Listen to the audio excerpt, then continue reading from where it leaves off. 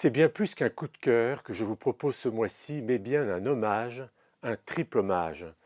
L'actualité des parutions éditoriales m'y amène et je voudrais essayer de vous rappeler à quel point a compté ce qu'on appelait l'Église du silence, ces églises des pays de l'Est qui vivaient dans la clandestinité avec des prêtres, des évêques persécutés, arrêtés.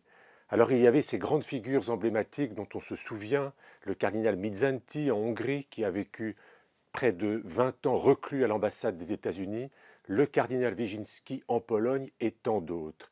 Mais il y a tous ceux qu'on redécouvre aujourd'hui. Le premier est un évêque roumain qui s'appelait Monseigneur Ion Ploscaru, qui était évêque gréco-catholique et dont les éditions Salvator publient les mémoires. Monseigneur Ploscaru est mort en 1998 et il nous raconte ces années terribles d'arrestation, d'interrogatoire par la Securitate et ces années d'internement dans les pires prisons de Roumanie, mais il tient bon, il tient ferme dans sa foi.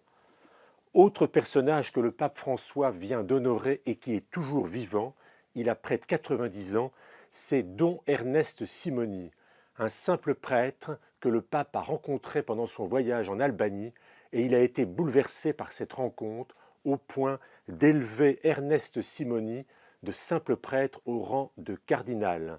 Monseigneur Simoni a été arrêté en 1963 pour avoir célébré une messe à la mémoire de John Kennedy et il a passé lui aussi des années, près de 20 ans, dans les geôles d'Enver Hoxha, dans la terrible dictature de l'Albanie.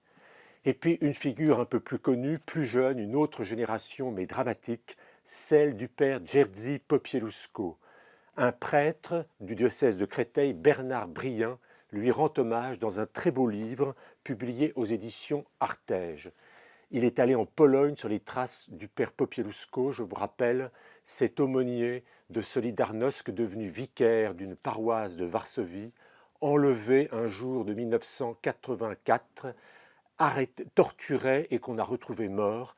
Le père Popieluszko est une figure de martyr des temps modernes et que ce soit dans les deux autres ouvrages ou celui-là, on voit à quel point, à travers tous les siècles et les générations, les intrépides défenseurs de leur foi demeurent en éveil et toujours prêts à témoigner, même au prix de leur vie.